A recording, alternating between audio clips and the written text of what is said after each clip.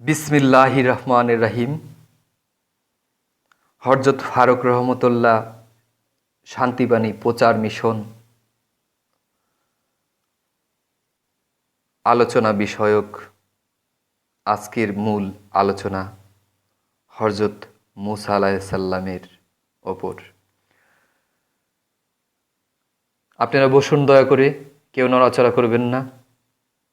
শ্রদ্ধেয় ভাই বোনেরা, সকলকেই জানাচ্ছি লক্ষ কোটি সালাম, হাজার শুকরিয়া আজকের এই মজলিসে বসার জন্য। সকলে অনেক কষ্ট করে অনেক দূর থেকে এসেছেন, সকলকেই লক্ষ কোটি সালাম। প্রাচীন মিশরের রাজধানী ছিল পেন্টাটিউক। নীল নদের তীরে এই নগরে বাস করতেন মিশরের ফেরাউন। রামেসিস নগরের শেষ প্রান্তে ইহুদিদের বসতি। মিশরের ফেরাউন ছিলেন ইহুদিদের প্রতি বিদ্বেষপূর্ণ। একবার কয়েকজন জ্যোতিষী গণনা করে তাকে বলেছিলেন, ইহুদি পরিবারের মধ্যে এমন এক সন্তান জন্মগ্রহণ করবে যে ভবিষ্যতে মিশরের পক্ষে বিপজ্জনক হয়ে উঠতে পারে। জ্যোতিষীদের কথা শুনে ভীত হয়ে পড়লেন ফেরাও। তাই ফেরাউন আদেশ দিলেন, কোনো ইহুদি পরিবারে সন্তান জন্মগ্রহণ করলেই যেন হত্যা করা হয়। ফেরাউনের গুপ্তচররা চতুর্দিকে ঘুরে বেড়াতো। যখনই কোনো পরিবারে সন্তান জন্মাবার সংবাদ পেত, তখনই গিয়ে তাকে নির্মমভাবে হত্যা করা হতো। ইহুদি মহল্লায় বাস করতেন আশরাম আর যোশিবেত নামে এক সদ্য বিবাহিত দম্পতি। যথাসময়ে যোশিবেদের একটি পুত্র সন্তান জন্মগ্রহণ করল। সন্তান জন্মাবার পরই স্বামী স্ত্রীর মনে হলো যেমন করেই হোক এই সন্তানকে রক্ষা করতেই হবে। কে বলতে পারে এই সন্তানই হয়তো ইহুদি জাতিকে সমস্ত নির্যাতন থেকে রক্ষা করবে একদিন। সকলের চোখের আড়ালে সম্পূর্ণ গোপনে শিশু সন্তানকে বড় করে তুলতে লাগলেন আশরাম আর যোশিবেদ। কিন্তু বেশি দিন এই সংবাদ গোপন রাখা গেল না। স্বামী স্ত্রী বুঝতে পারলেন যে কোনো মুহূর্তে ফেরাউনের সৈনিকরা এসে তাদের সন্তানকে তুলে নিয়ে যাবে। ঈশ্বর আর ভাগ্যর হাতে শিশুকে সঁপে দিয়ে দুজন বেরিয়ে পড়লেন নীল নদের তীরে এক নির্জন ঘাটে।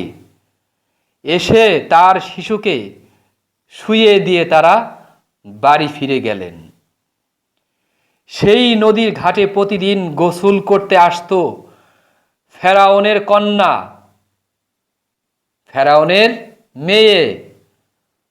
ফুটফুটে সুন্দর একটা বাচ্চাকে একা পড়ে থাকতে দেখে তার মায়া হলো। তাকে তুলে নিয়ে এলো রাজপ্রাসাদে। তারপর সেই সন্তানকে নিজের সন্তানের মতো স্নেহ ভালোবাসা দিয়ে মানুষ করে তুলতে লাগলো। রাজকন্যা শিশুর নাম রাখলো মুসা। মুসার মা যোশিবেত জানতেন প্রতিদিন ফেরাউনের কন্যা সখীদের নিয়ে নদীতে স্নান করতে আসেন। একদিন ঘাটের কাছে পথের ধারে মুসাকে একটা ঝুড়িতে করে শুয়ে রেখে দিছিলেন। নিজে গাছের আড়ালে লুকিয়ে রইলেন। কিছুক্ষণ পর রাজকুমারী সেই পথ দিয়ে স্নান করতে যাবার সময় দেখতে পেল মুসাকে। পথের পাশে ফুটফুটে একটা শিশুকে পড়ে থাকতে দেখে তার মায়া হলো, তাড়াতাড়ি মূসাকে কোলে তুলে নিল। যোশিবেদকেই মূসার দাত্রী হিসাবে নিয়োগ করে রাজকুমারী নিজের পরিচয় গোপন করে রাজপ্রাসাদে মূসাকে দেখাশোনা করতে থাকে যোশিবেদ। মা ছাড়া মূসা কোনো নারীর স্তন্যপান করেনি। ধীরে ধীরে কৈশোরে থেকে যৌবনে পা দিলেন মূসা। ফেরাউনের অত্যাচার বেড়েই চলছিল। ইহুদির উপর এই অত্যাচার ভালো লাগতো না মূসার। পুত্রের মনোভাব জানতে পেরে একদিন যোশিবেদ তার কাছে নিজের প্রকৃত পরিচয় দিলেন। তারপর থেকে মূসার অন্তরে শুরু হলো নিদারুণ যন্ত্রণা। একদিন রাজপথ দিয়ে যাচ্ছিলেন মূসা। এমন সময় তার চোখে পড়ল এক হতভাগ্য ইহুদিকে নির্মম ভাবে প্রহার করছে, বেদরম মারছে এক মিশরীয় মনিব। এই দৃশ্য দেখে তিনি আর স্থির থাকতে পারলেন না। তিনি সেই ইহুদিকে উদ্ধার করবার জন্য নিজের হাতে তরবারি দিয়ে আঘাত করলেন মিশরী মনিবকে। সেই আঘাতের মারা গেল মিশরীয় লোকটি। ইহুদি লোকটি চারদিকে একথা প্রকাশ করে দিল। গুপ্তচররা ফেরাউনকে গিয়ে সংবাদ দিতেই ক্রোধে ফেটে পড়লেন ফেরাউন। তিনি বুঝতে পারলেন রাজকন্যা মূসাকে মানুষ করলেও তার শরীরে বইছে ইহুদি রক্ত, তাই নিজের ধর্মের মানুষের উপর অত্যাচার হতে দেখে মিশরীয়কে হত্যা করেছে। একে যদি মুক্ত রাখা যায় তবে বিপদ অবশ্যই হবে। তখনই সৈনিকদের ডেকে হুকুম দিলেন, যেখান থেকে পারো মূসাকে বন্দি করে নিয়ে এসো। ফেরাউনের আদেশে কথা শুনে আর বিলম্ব করলেন না মূসা। তৎক্ষণাৎ নগর ত্যাগ করে বেরিয়ে পড়লেন। দীর্ঘ পথ শ্রমে মূসা ক্লান্ত তৃষ্ণার্ত হয়ে পড়েছিল। তার চোখে পড়ল দূরে একটি কুয়ো। কুয়োর সামনে 7টি মেয়ে তাদের ভেড়াকে পানি খাওয়াচ্ছিল। হঠাৎ একদল মেষপালক সেখানে এসে মেয়েদের কাছ থেকে জোর করে ভেড়াগুলি কেড়ে নিল। সাথে সাথে চিৎকার চেঁচামেচি শুরু করে দিল 7 বোন। তাদের চিৎকার শুনে ছুটে এলেন মূসা। তারপর মেষপালকদের কাছ থেকে সব কটা ভেড়া উদ্ধার করে মেয়েদেরকে ফিরিয়ে দিলেন। মেয়েরা তাকে অনেক ধন্যবাদ জানিয়ে বাড়ি ফিরে গেল। 7 বোনের নাম ছিল রুয়েন।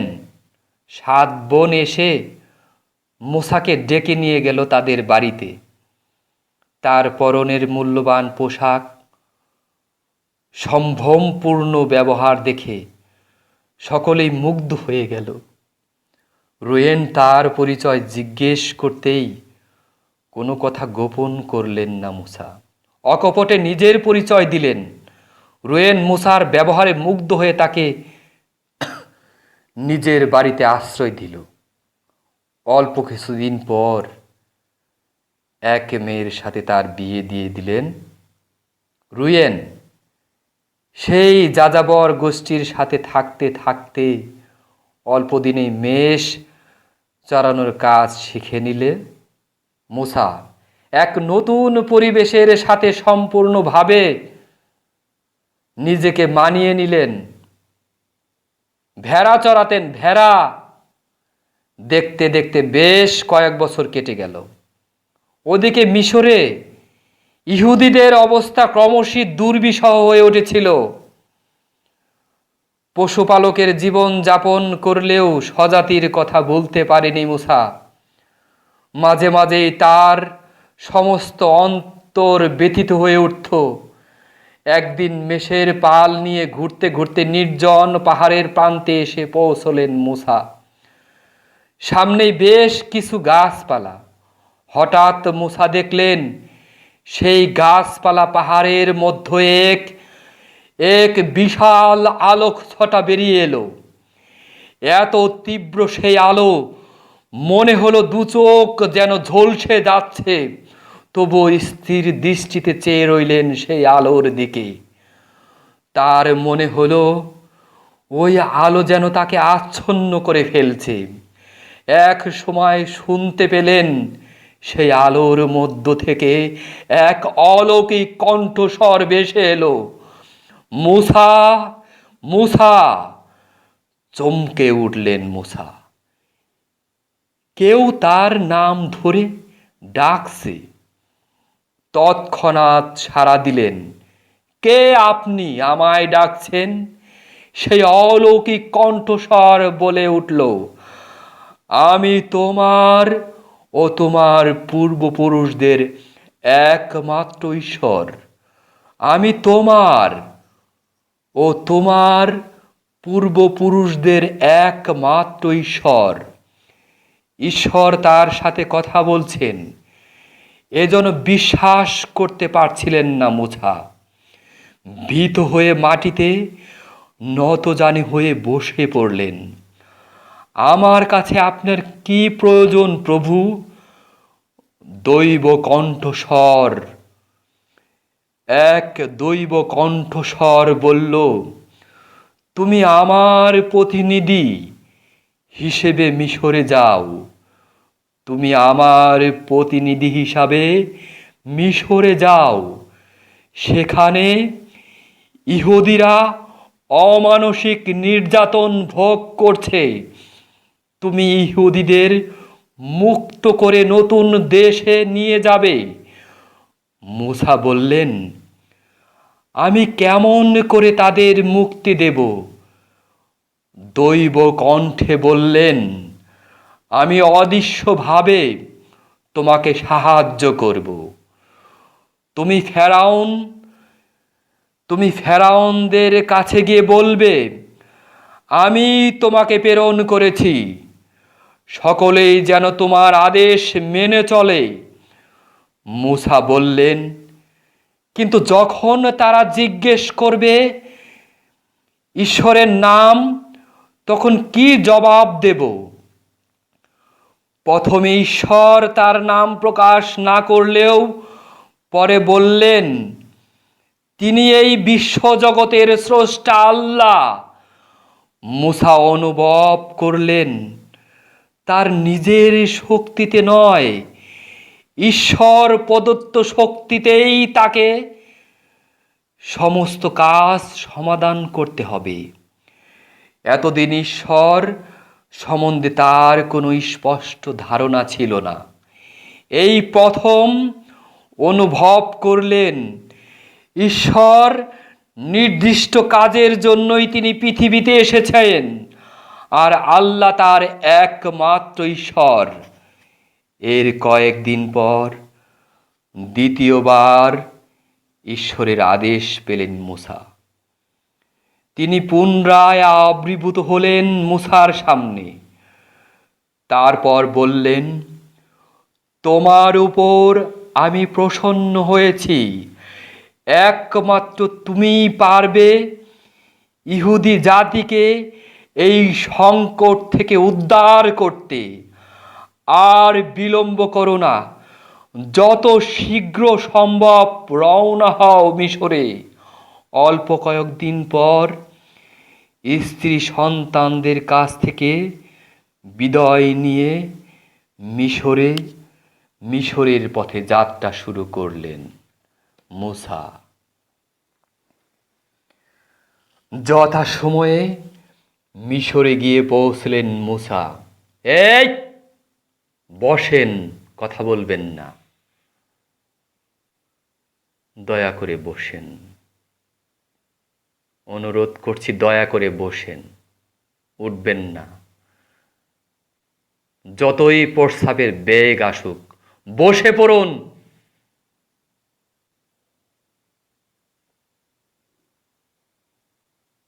যথাসময়ে মিশরে গিয়ে পৌঁছলেন মূসা।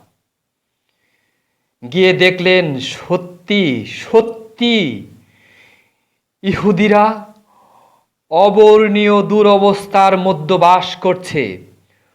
মূসা প্রথমেই সাক্ষাৎ করলেন ইহুদিদের প্রধান নেতৃত্ব স্থানীয় ব্যক্তিদের সাথে। তাদের সকলকে বললেন ঈশ্বরের আদেশের কথা। মূসার আচার আচরণ, তার ব্যক্তিত্ব, তার আন্তরিক ব্যবহার, গভীর আত্মপ্রত্যয় দেখে সকলেই তাকে বিশ্বাস করল। মূসা বললেন, আমরা ফেরাউনের কাছে গিয়ে দেশ ত্যাগ করবার অনুমতি প্রার্থনা করব। মূসা তার ভাই এবং ও কয়েকজন ইহুদি নেতাকে সাথে নিয়ে গিয়ে হাজির হলেন ফেরাউনের দরবারে। মূসা জানতেন সরাসরি দেশ ত্যাগের অনুমতি চাইলে কখনোই ফেরাউন সেই অনুমতি দেবেন না। তাই তিনি বললেন, সম্রাট, আমাদের স্রষ্টা আদেশ দিয়েছেন সমস্ত ইহুদিকে মরুপ্রান্তরে এক পাহাড়ে গিয়ে প্রার্থনা করতে। আপনি যদি কয়েক দিনের জন্য সেখানে যাবার অনুমতি দেন। ফেরাউন মূসার অনুরোধে সাড়া দিলেন না। ক্রুদ্ধ স্বরে বলে উঠলেন, তোমাদের আল্লাহর আদেশ আমি মানি না, মানব না। তোমরা মিশর ত্যাগ করে কোথাও যেতে পারবে না।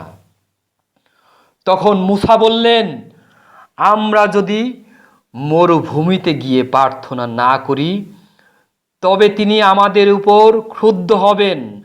আল্লাহ আমাদের সকলকেই ধ্বংস করে ফেলবেন। তবুও ফেরাউন অনুমতি দিল না। ব্যর্থ মনোরথ হয়ে ফিরে এলেন মূসা। কি করবেন কিছুই ভাবতে পারছিলেন না। নিরুপায় হয়ে আল্লাহর কাছে আকুল হয়ে প্রার্থনা করলেন। তার প্রার্থনায় সাড়া দিলেন আল্লাহ। তিনি মূসাকে বললেন, তোমার ভাই এমনকে বলল সে যেন নদী, জলাশয়, পুকুর, ঝর্ণায় গিয়ে তার জাদুদণ্ড স্পর্শ করে।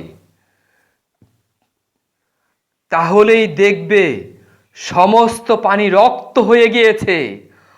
আল্লাহর নির্দেশে অ্যারন মিশরে সমস্ত পানীয় জলকে রক্তে রূপান্তরিত করে ফেলল। ফেরাউন আদেশ দিলেন, মাটি খুঁড়ে পানি বার করো। সৈনিকরা অসংখ্য কূপ খুঁড়ে ফেলল। সকলে সেই জল পান করতে আরম্ভ করল। অ্যারনের জাদু বিফল হতেই মূসা পুনরায় আল্লাহর কাছে প্রার্থনা করলেন। এইবার মিশর জুড়ে ব্যাঙের মহামারী দেখা গেল। তার পচা গন্ধে লোকের প্রাণান্তর অবস্থা, কেউ আর ঘরে থাকতে পারে না। সকলে গিয়ে ফেরাউনের কাছে নালিশ জানালো। নিরুপায় হয়ে ফেরাউন ডেকে পাঠালেন মূসাকে। বললেন, তুমি ব্যাঙের মরক বন্ধ করো, তুমি ব্যাঙের মরক বন্ধ করো। আমি তোমাদের মরুভূমিতে গিয়ে প্রার্থনা করবার অনুমতি দেব। মূসার ইচ্ছায় ব্যাঙের মরক বন্ধ হলেও ফেরাউন নানান অজুহাতে ইহুদিদের যাওয়ার অনুমতি দিলেন না। নিরুপায় হয়ে মূসা আবার আল্লাহর কাছে প্রার্থনা করলেন। ফেরাউনের আচরণে এইবার ভয়ঙ্কর ক্রুদ্ধ হয়ে উঠলেন আল্লাহ। সমস্ত মিশর জুড়ে শুরু হলো ঝড়, ঝঞ্ঝা, বৃষ্টি, মহামারী। তবুও ফেরাউন অনুমতি দিতে চান না। এইবার আল্লাহ নির্মম অস্ত্র প্রয়োগ করলেন। হঠাৎ সমস্ত মিশরীয়দের প্রথম পুত্র সন্তান মারা পড়ল। দেশ জুড়ে শুরু হলো হাহাকার। সমস্ত মিশরীরা দলবদ্ধভাবে গিয়ে ফেরাউনের কাছে দাবি জানালো, ইহুদিদের দেশ ছাড়ার অনুমতি দিন, না হলে আরও কি গুরুতর সর্বনাশ হয়ে কে না জানে। ভয় পেয়ে গেলেন ফেরাউন। ফেরাউন মূসাকে ডেকে বললেন, প্রার্থনা করবার জন্য তোমাদের মরুভূমিতে যাবার অনুমতি দিচ্ছি। যদি মনে করো তোমাদের যা কিছু আছে, গৃহপালিত গবাদি পশু, জীব জন্তু, জিনিসপত্র সব সাথে নিয়ে যেতে পারো। দেশ ত্যাগের অনুমতি পেয়ে ইহুদিরা সকলেই উল্লসিত হয়ে উঠল। তারা সকলেই মূসাকে তাদের নেতা বলে স্বীকার করে নিল। মিশর ছাড়াও মাকুম নগরেও বহু ইহুদি বাস করত। সকলে দলবদ্ধভাবে মূসাকে অনুসরণ করল। মূসা জানতেন আল্লাহর শাস্তির ভয়ে ফেরাউন দেশ ত্যাগের অনুমতি দিলেও তিনি শেষ মুহূর্ত পর্যন্ত চেষ্টা করবেন যাতে তাদের যাত্রাপথে বিঘ্ন সৃষ্টি করা যায়। তাই যথাসম্ভব সতর্কভাবে পথ চলতে লাগলেন। কয়েকদিন চলবার পর তারা সকলে এসে পড়ল লোহিত সাগরের তীরে। এদিকে ইহুদিরা মিশর ত্যাগ করতেই ফেরাউনের মনের পরিবর্তন ঘটল। যেমন করে হোক তাদের ফিরিয়ে নিয়ে এসে আবার কৃতদাসে পরিণত করতে হবে। তৎক্ষণাৎ ইহুদিদের বন্দি করবার জন্য বিশাল এক সৈন্যবাহিনীকে পাঠালেন ফেরাউন। এদিকে দূর থেকে মিশরীয় সৈন্যদের দেখতে পেয়ে আতঙ্কগ্রস্ত হয়ে পড়ল সমস্ত ইহুদিরা। সামান্যতম বিচলিত হলেন না মূসা। প্রার্থনায় বসলেন মূসা। প্রার্থনা শেষ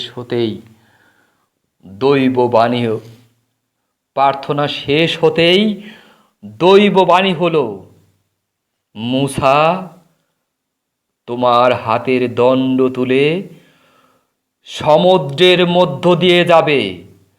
সমুদ্রের পানি তোমাদের স্পর্শ করবে না। মূসা তার হাতের দণ্ড তুলে সমুদ্রের সামনে এসে দাঁড়াতেই সমুদ্র দ্বিধাবিক্ত হয়ে গেল। তার মধ্য দিয়ে প্রসারিত হয়েছে প্রশান্ত পথ। সকলের আগে মূসা, তার পেছনে সমস্ত ইহুদি নারী পুরুষ দল সেই পথ ধরে এগিয়ে চলল।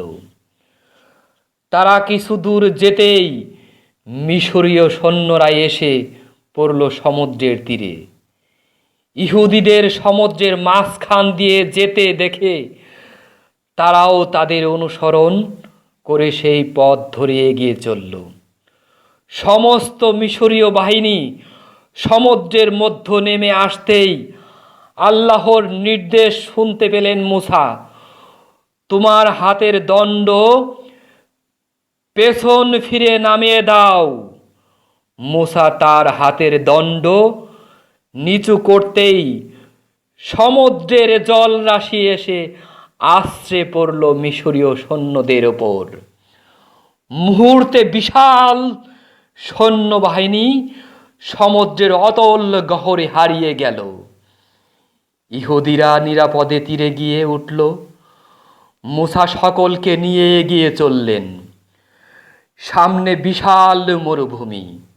সামান্য পথ অতিক্রম করতেই তাদের সঞ্চিত পানি, খাবার ফুরিয়ে গেল। মরুভূমির বুকে কোথাও পানির চিহ্ন মাত্র নেই। ক্রমশই সকলে তৃষ্ণার্ত, ক্ষুধার্ত হয়ে পড়েছিল। অনেকে আর অগ্রসর হতে চাইছিল না। মূসা বিচলিত হয়ে পড়লেন। এতগুলো মানুষকে কোথা থেকে তৃষ্ণার পানি দেবেন? কিছু দূর যেতে এক জায়গায় পানি পাওয়া গেল।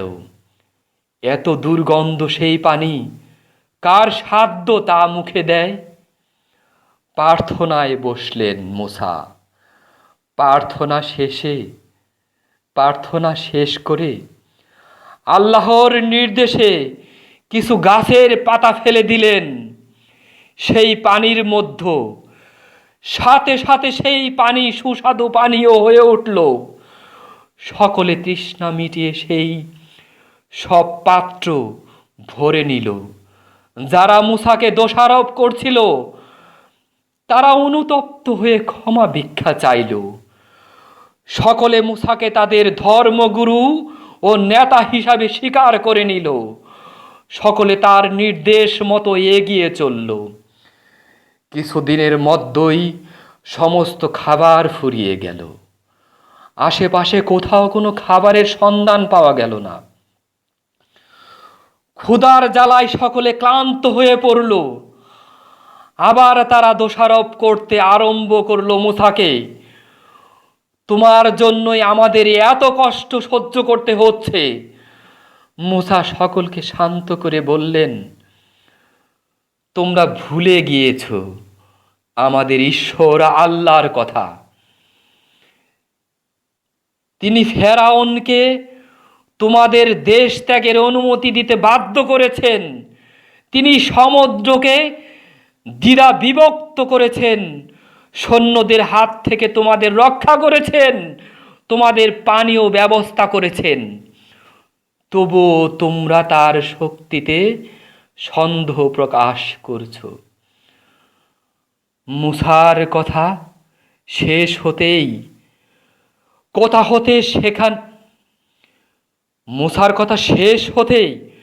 কোথা থেকে সেখানে উড়ে আসে অসংখ্য পাখির জাক।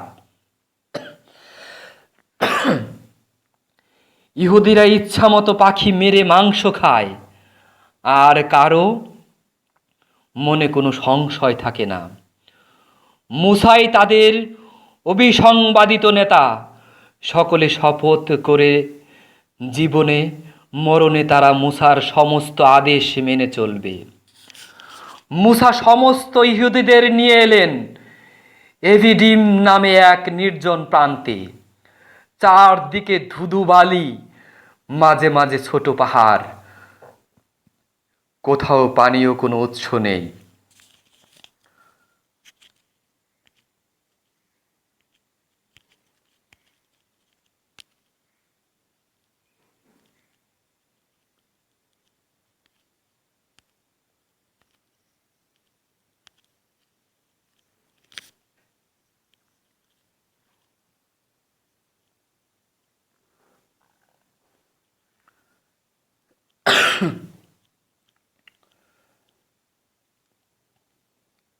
ঠিক আছে, দয়া করে বসুন, হইচই করবেন না প্লিজ, বসুন। কোথাও পানির কোনো উৎস নেই। মুসা আবার এগিয়ে চললেন।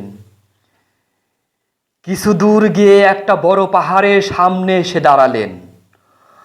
আল্লাহর নির্দেশ, একটা পাথর সরাতেই বেরিয়ে এলো স্বচ্ছ পানির এক ঝর্ণাধারা।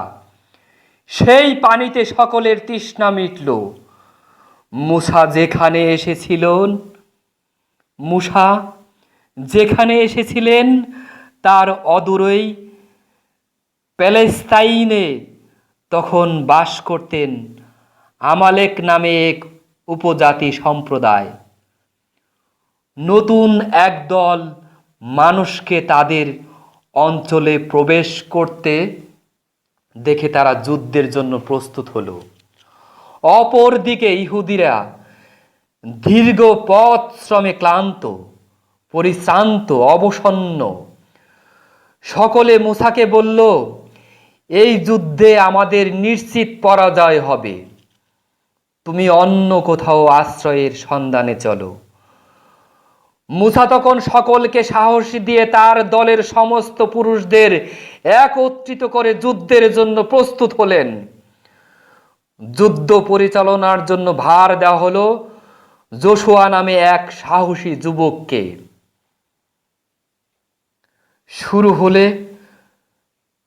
শুরু হয়ে গেল তুমুল যুদ্ধ। মূসা নিজে যুদ্ধে যোগ দিলেন। আল্লাহর নির্দেশে পাহাড়ের উপর উঠে তার হাতের দণ্ড আকাশের দিকে তুলে ধরলেন। যুদ্ধের প্রথমে আমালেকরা ইহুদের বিপর্যয়পূর্ণ করেছিল, কিন্তু মূসা তার দণ্ড ঊর্ধ্বাকাশে তুলে ধরতেই যুদ্ধের গতি পরিবর্তন হলো। ইহুদিরা বীর বিক্রমে ঝাঁপিয়ে পড়ল আমালেকের উপর। ইহুদিদের সেই প্রচণ্ড বিক্রম সহ্য করতে পারল না আমালেকরা।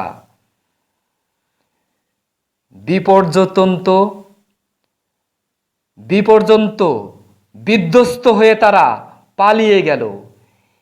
ইহুদিরা নতুন উদ্যমে এগিয়ে চলল প্যালেস্তাইনের দিকে। পথে সিনাই পর্বত, এখানে পানি ও গাছপালার কোনো অভাব নেই দেখে মূসা সেখানেই সকলকে তাঁবু খাটাবার নির্দেশ দিলেন। সেই সময় মূসার শ্বশুর জেথরো, তার স্ত্রী, 2 পুত্র সঙ্গী সাথীদের নিয়ে সেই পথ ধরে যাচ্ছিলেন। কাছে আসতেই বুঝতে পারলেন এরা দেশত্যাগী ইহুদি জাতি।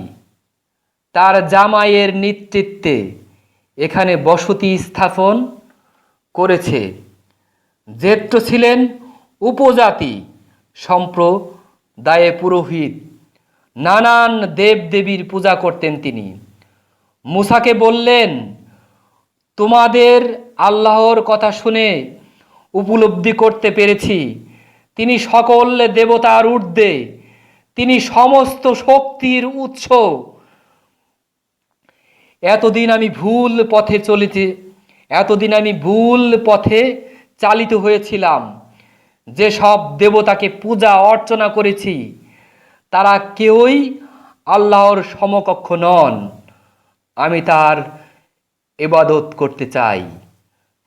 মূসা ইহুদিদের মধ্য থেকে সৎ, ন্যায়বান, জ্ঞানী মানুষদের বিচারক হিসাবে নিযুক্ত করলেন। এই সময় মূসা একদিন গভীর রাতে আল্লাহর দৈববাণী শুনতে পেলেন। মূসা, আমি আমার এক দূতকে তোমাদের কাছে পাঠাবো। তোমরা সকলে তাকে অনুসরণ করবে। যে পথে তোমরা যাবে সেই পথে নানান বাধা আসবে।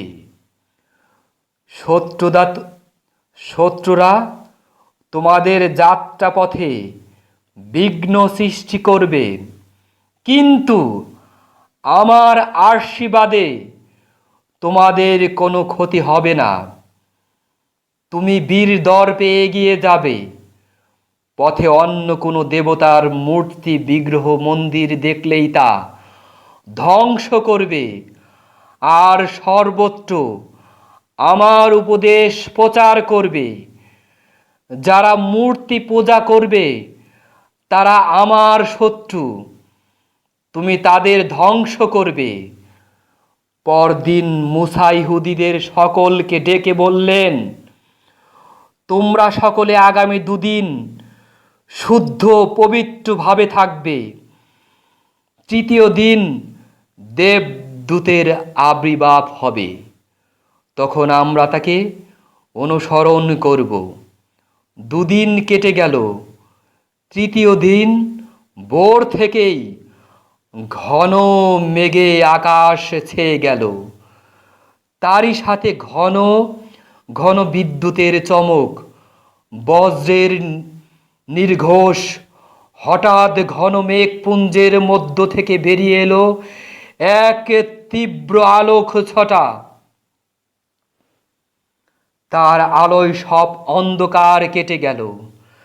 দেখা গেল এক টুকরো ভাসমান মেঘ আকাশ থেকে নেমে এলো সিনাই পর্বতের মাথায়। এক মেঘ থেকে সাদা ধোঁয়ার কুণ্ডলী বার হয়ে ভেসে এলো। মূসা, তুমি পাহাড়ের চূড়ায় উঠে এসো। পাহাড়ের চূড়ায় উঠতেই মুসা শুনতে পেলেন আল্লাহর কণ্ঠস্বর, হে আমার প্রিয় ভক্ত, আমি তোমার মাধ্যমে সমস্ত ইহুদিদের 10টি নিয়ম জানাতে চাই। তুমি শুধুমাত্র আমাকে মানলেই চলবে না, এই 10টি নিয়ম তোমাদের সকলকে মেনে চলতে হবে। আল্লাহ তখন মুসার কানে কানে 10টি নির্দেশ দিলেন। মুসাকে আরো কিছু নির্দেশ দিয়ে আল্লাহ অদৃশ্য হয়ে গেলেন। কণ্ঠস্বর বাতাসে মিলিয়ে গেল, ঝরে গেল সেই আলোক রোশনি মেঘপুঞ্জ, সব কিছু স্বাভাবিক হয়ে গেল। নিয়ম 10টি: এক, আল্লাহ ছাড়া অন্য কোনো ঈশ্বর নেই। তোমরা আল্লাহ ছাড়া অপর কোনো দেবতার ইবাদত করবে না। 2, আল্লাহকে শুধু মাত্র উপাস্য হিসাবে মান্য করলেই হবে না, তার প্রতিটি নির্দেশ আদেশ মেনে চলতে হবে। 3, সপ্তাহে 6 দিন কাজ করবে, সপ্তম দিন কোনো কাজ করবে না, এই দিন পবিত্র বিশ্রামের দিন। 4, পিতামাতাকে ভক্তি করবে, শ্রদ্ধা করবে, তাদের প্রতি পালনীয় কর্তব্য অবশ্যই পালন করবে। 5, কোনো মানুষকে হত্যা করো না। 6, কোনো নারী বা পুরুষ কখনোই ব্যভিচার করবে না। 7, অপরের দ্রব্য অপহরণ করবে না। 8, মিথ্যা সাক্ষ্য দেবে না। 9, অন্যর জিনিসের প্রতি কোনো লোভ করবে না, যাতে অন্যের অধিকার আছে তা গ্রহণ করবে না। 10, উপাসনা স্থল বেদি নির্মাণ করিতে হবে। এই উপদেশগুলি একটা পাথরে লিখে সেই পাথর স্থাপন করা হলো পাহাড়ের গায়ে, যাতে ইহুদিদের ভবিষ্যৎ বংশধররা জানতে পারে ঈশ্বরের আদেশের কথা। এইবার মুসা ঈশ্বরের ধ্যান করবার জন্য পাহাড়ের চূড়ায় উঠে গেলেন। দীর্ঘ 40 দিন ধরে গভীর সাধনায় মগ্ন হয়ে রইলেন মুসা।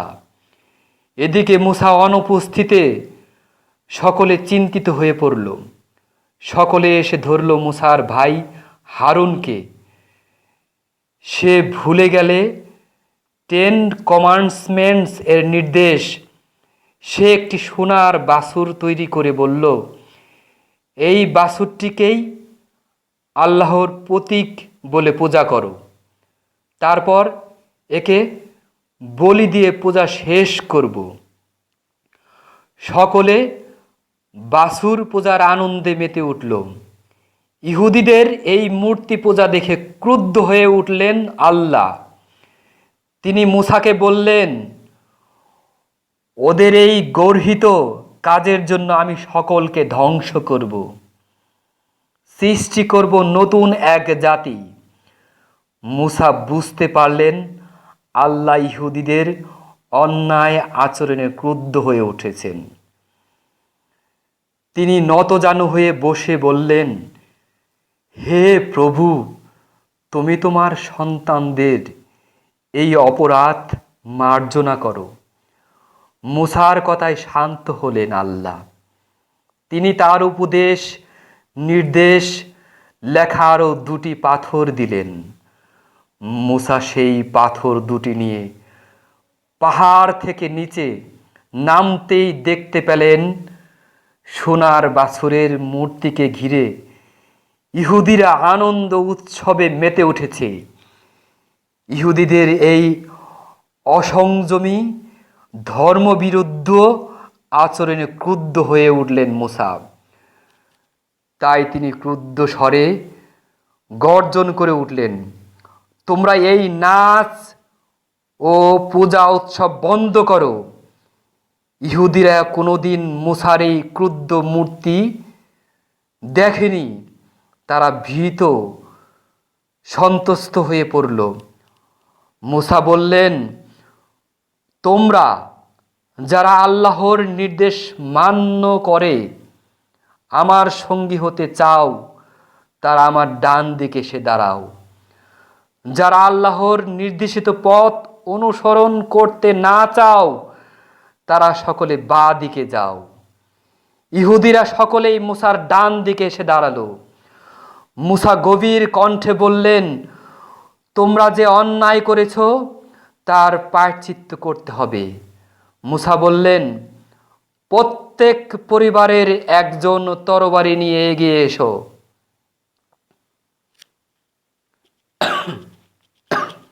মুসা বললেন, প্রত্যেক পরিবারের একজন করে তরবারি নিয়ে এগিয়ে আসো।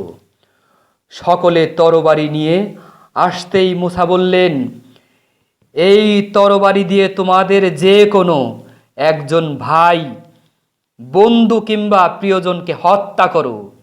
এ আমার নির্দেশ নয়, আল্লাহর আদেশ।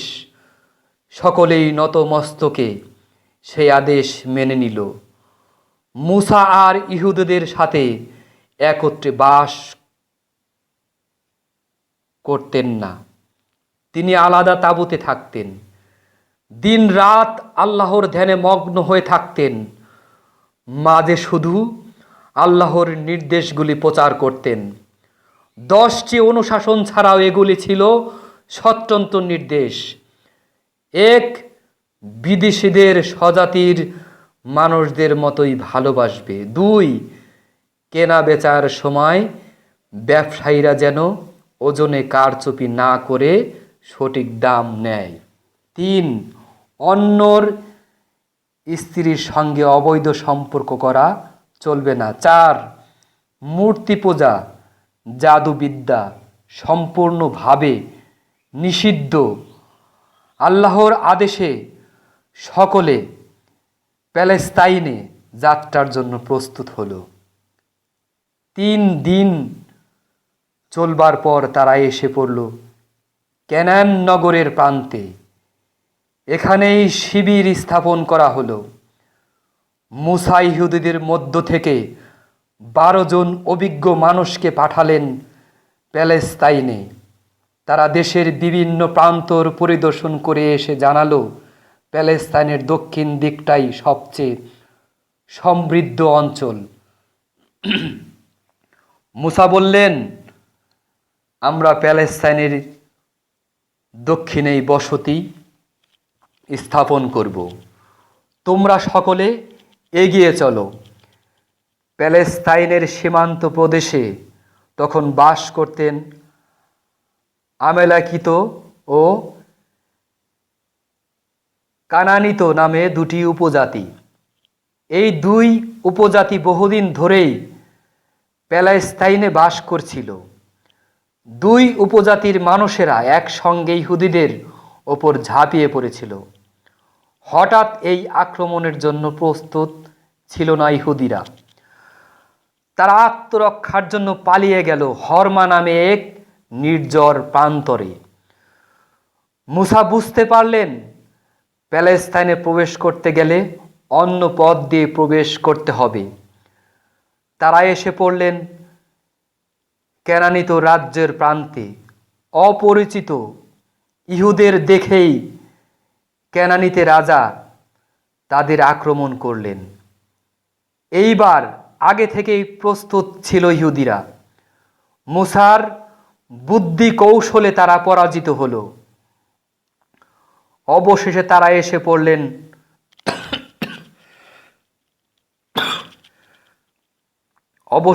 এসে পড়লেন জর্ডান নদীর তীরে। নদীর ওপারে মোয়ারের রাজ্য। সেই রাজ্য পার হলেই প্যালেস্তাইন। জর্ডানের তীরে এক উঁচু পাহাড়ের উপর উঠলেই দেখা যায় প্যালেস্তাইনের সবুজ প্রান্তর। এদিকে মুসাও উৎকণ্ঠিত হয়ে উঠেছিলেন প্যালেস্তাইনের মাটিতে পা দেওয়ার জন্য। এমন সময় আল্লাহর দৈববাণী শুনতে পেলেন, হে আমার প্রিয় ভক্ত, তোমার পৃথিবী ছাড়বার সময় হয়েছে, তুমি প্রস্তুত হও। পরদিনই সমস্ত ইহুদিদের ডেকে আল্লাহর আদেশের কথা বললেন। সকলের সামনে সমস্ত দায়িত্বভার ত্যাগ করে যোশুয়ার ওপর অর্পণ করলেন। সকলকে উপদেশ দিয়ে তিনি প্রার্থনায় বসলেন। বুঝতে পারলেন তার সময় শেষ হয়েছে। দীর্ঘ 100 বছর ধরে পৃথিবীর কত কিছুই তো প্রত্যক্ষ করলেন। দীর্ঘ 100 বছর ধরে পৃথিবীর কত কিছুই তো প্রত্যক্ষ করলেন তিনি। গত 40 বছর মেষ পালক যেমন তার মেষের চালকে চালিয়ে নিয়ে বেড়ায়, তিনি তেমনি সমগ্র ইহুদি জাতিকে মিশর থেকে নিয়ে এসেছেন প্যালেস্তাইনের প্রান্তরে।